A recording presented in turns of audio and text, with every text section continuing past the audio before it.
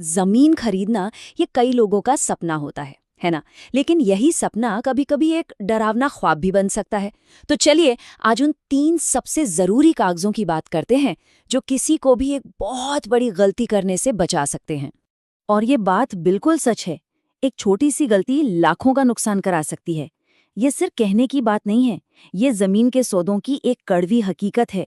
तो सवाल ये है कि इन महंगी गलतियों से बचा कैसे जाए। देखिए, इसका जवाब ना किसी लंबी कानूनी लड़ाई में नहीं है, बल्कि सिर्फ 3 जरूरी कागजों की सही जांच में छिपा है।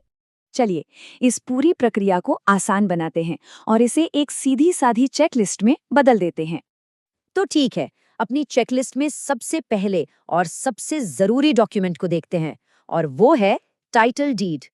टाइटल डीड, जिसे सेल डीड भी कहते हैं, समझिए कि ये सबसे बड़ा सबूत है। ये वो कागज है जो साफ साफ बताता है कि जमीन का असली कानूनी मालिक कौन है। तो सबसे पहले ये देखना है कि जो इंसान जमीन बेच रहा है, डीड पर उसी का नाम है या नहीं। अगर इसमें जरा भी गड़बड़ लगे तो सौदा वहीं रोक देना ही समझदारी है।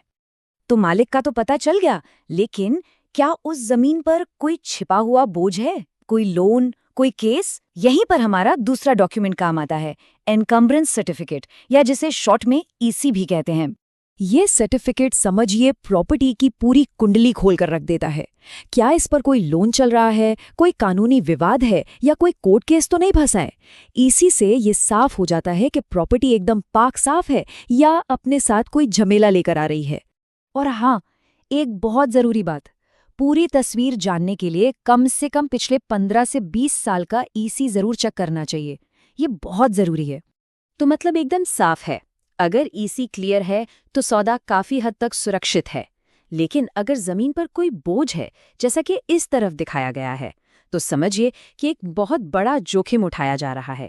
ठीक है, तो मान लीजिए मालिक भी सही है और जमीन पर कोई पुराना बोझ भी नहीं है, पर क्या उस पर कानूनी तौर पर घर बनाया भी जा सकता है? और यही सवाल हमें हमारे तीसरे और आखिरी डॉक्यूमेंट पर ले आता है, स्वीकृत लेआउट। अच्छा, इसे अप्रूव्ड लेआउट या एनए ऑर्डर भी कहते हैं। अब ये एनए क्या है? एनए का मतलब है नॉन एग्रीकल्चरल। मतलब ये दस्तावेज एक तरह से सरकारी मुहर है जो बताती है कि ये जमीन खेती के लिए नहीं बल्कि घर बनाने के लिए एकदम सही है और किसी अवैध कॉलोनी का हिस्सा तो बिल्कुल नहीं है। देखिए, इस डॉक्यूमेंट को नजरअंदाज करने का मतलब सीधा सीधा ये है कि पूरा का पूरा इन्वेस्टमेंट डूब सकता है। सोचिए, बिना मंजूरी वाली जमीन पर बना घर भविष्य में तोड़ा भी जा सकता है, और तब उसकी कीमत क्या रह जाएगी? ज़ीरो।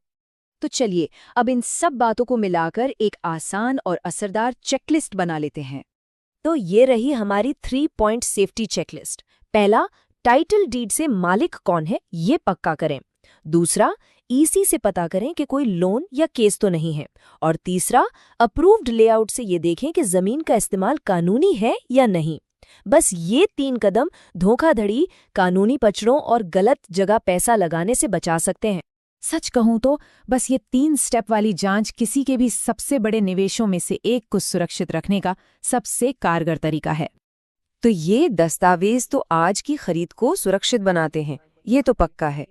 लेकिन एक सवाल फिर भी मन में आता है, किसी जमीन के इन्वेस्टमेंट की असली लंबी कीमत, उसका भविष्य क्या तय करता है? ये एक ऐसा सवाल है जो हमें आगे सोचने पर मजबूर करता है।